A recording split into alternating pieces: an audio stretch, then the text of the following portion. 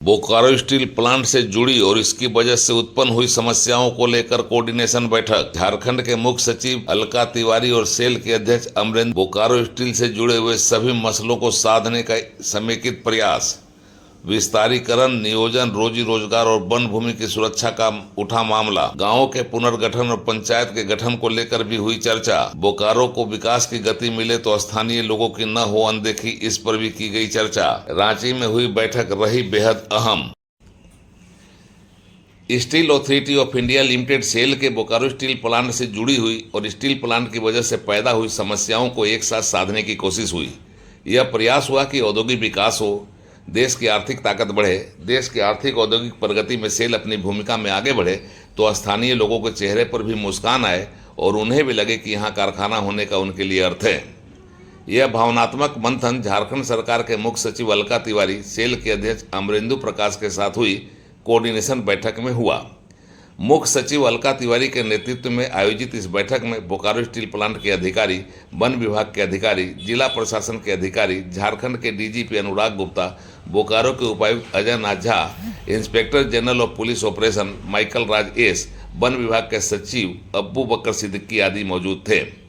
इस बैठक में बोकारो के 7 पंचायतों के पुनर्गठन, 20 गांवों के पुनर्वास, बोकारो स्टील प्लांट के निर्माण के वक्त वन विभाग द्वारा दी गई जमीन जो अनुपयुक्त बची है उसे वन विभाग को वापस लौटाने, देश की स्टील पॉलिसी के तहत सेल की इकाइयों के विस्तार, स्थानीय भावना का ख्याल तथा बोकारो स्टील प्लांट द्वारा प्रशिक्षित लोगों को उनकी योग्यता के अनुसार रोजी रोजगार के अवसर मुहैया कराने, बोकारो स्टील प्लांट के लिए 20,000 करोड़ के लागत से विस्तारीकरण को बिना विघ्न बाधा के संपन्न कराने तथा व्यवस्थित तरीके से बसाए गए बोकारो स्टील सिटी को टॉप 10 शहर में लाने की कोशिश पर भी चर्चा हुई। इस बैठक के दौरान बोकारो स्टील प्लांट को दी गई 1535 एकड़ 44 डिसमिल जमीन में से उसके द्वारा इस्तेमाल की गई वन भूमि 778 एकड़ 46 डिसमिल को छोड़कर उसके पास अप्रयुक्त 756 एकड़ 94 डिसमिल वन भूमि को वन विभाग को वापस करने पर भी चर्चा हुई और वन भूमि की सुरक्षा, अतिक्रमण से उसे बचाने पर सहमति बनी। कारखाना विस्तार और कारखाना निर्माण के लिए दी गई इस वन भूमि जो अनुपयुक्त रह गई है उसे वापस करने के लिए वन विभाग पिछले लंबे समय से लगा हुआ था और लगातार पत्राचार कर रहा था।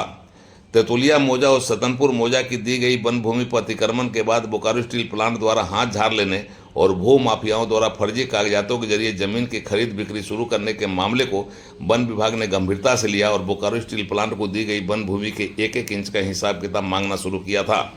बोकारो स्टील प्लांट को हस्तांतरित वैसी वन भूमि को वापस करने के लिए मांग की गई थी जो प्लांट के उपयोग में नहीं आई और जहां की तहां पड़ी हुई है और उस पर अतिक्रमणकारियों की बुरी नज़र लगी हुई है। इस समन्वय बैठक में अनुपयुक्त वन भूमि पर चर्चा हुई और सेल ऐसी जमीन को वापस लौटाने पर सहमत भी हो गया। अब इस जमीन की वापसी की प्रक्रिया शुरू हो गई है और मुख्य सचिव ने सेल और वन विभाग को एक कोऑर्डिनेशन टीम बनाकर ऐसी जमीन का नक्शा बनाने और उसका सीमांकन करते हुए पिलरिंग कराने का आदेश दिया है।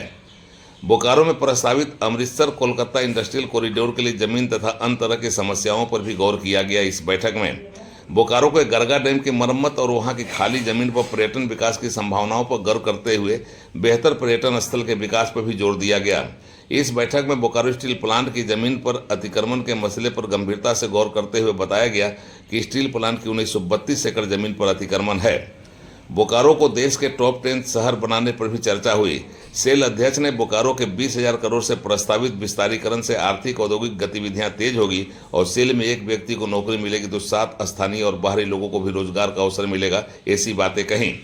इस बैठक में उपस्थित बोकारो के उपायुक्त अजय नाथ झा ने पुनर्वास से वंचित 20 गांव के पुनर्गठन का और जिला पंचायती राज विभाग की ओर से 50 ब्लॉक के 9 पंचायत के पुनर्गठन के प्रस्ताव की चर्चा की ताकि यहाँ के निवासियों को मूलभूत अधिकार मिल सके, लेकिन उपायुक्त ने कहा कि सेल इसके लिए तैयार नहीं है।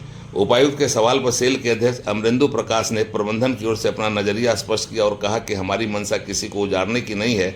बोकारो स्टील का भविष्य में जिस जमीन पर विस्तार की कोई गुंजाइश नहीं है, उक्त जमीन पर प्रशासन सरकारी भवन बनाकर लोगों को बसाए, सेल को इस पर कोई आपत्ति नहीं होगी।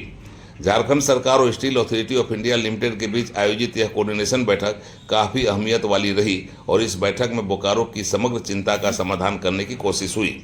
वन विभाग की ओर से बोकारो स्टील प्लांट को हस्तांतरित जमीन का फर्जी कागजातों के जरिए अतिक्रमण करके खरीद बिक्री करने, वन भूमि पर अवैध खनन करके वन भूमि के साथ खिलवाड़ करने, बोकारो स्टील प्लांट का विस्तार कार्यक्रम बिना विघ्न बाधा के संपन्न करने, बोकारो इसके आसपास के स्थानीय लोगों तथा प्रशिक्षण देकर ट्रेंड किए गए लोगों के रोजी रोजगार पर गौर फरमाने, स्थानीय निवासियों की भावनाओं को समझने और उनके मनोविज्ञान को पढ़ने और मानवीय आधार पर सकारात्मक तरीके से कदम आगे बढ़ाने पर भी चर्चा की गई।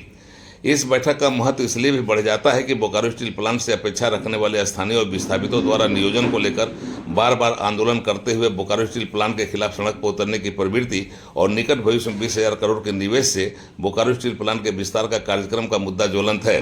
बोकारो स्टील के विस्तार से बोकारो स्टील अपने भविष्य को देख रहा है तो विस्थापित अपने नियोजन के भविष्य पर नजर टिकाए हुए हैं। इधर कानून व्यवस्था की चुनौती ने सरकार को भी भविष्य के लिए तैयार रहने का संकेत दिया है।